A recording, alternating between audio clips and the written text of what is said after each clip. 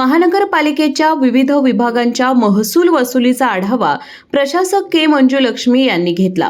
ही बैठक आयुक्त कार्यालय येथे पार पडली। 31 मार्चपूर्वी 100% वसुलीचे उद्दिष्ट पूर्ण करण्याचे स्पष्ट आदेश प्रशासकांनी दिले। मोठ्या थकबाकीदारांवर तातडीने नोटिसा बजावून बोजा नोंद करण्याचे निर्देश देण्यात आले। नगररचना विभागाने आतापर्यंत 51 कोटींची वसुली केली आहे। उर्वरित कालावधीत वसुली 100 कोटींच्या पुढे नेण्याचे नियोजन करावे असंही त्यांनी सांगितलं। पुढील 15 दिवसात 2 विशेष कॅम्प घेण्याच्या सूचना देण्यात आल्या असून घरभाडा विभागाच्या वतीनं 52 कोटी 41 लाखांची वसुली करण्यात आली आहे। मोठ्या थकबाकीदारांशी थेट संपर्क साधून कारवाई करण्याचे आदेश देण्यात आले। तर पाणी पुरवठा विभागाने 35 कोटींची वसुली केली आहे।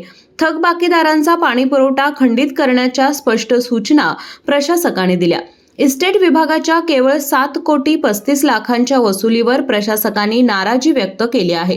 गाळे सील करणे, होर्डिंग थकबाकीदारांवर कारवाईचे आदेश देण्यात आले।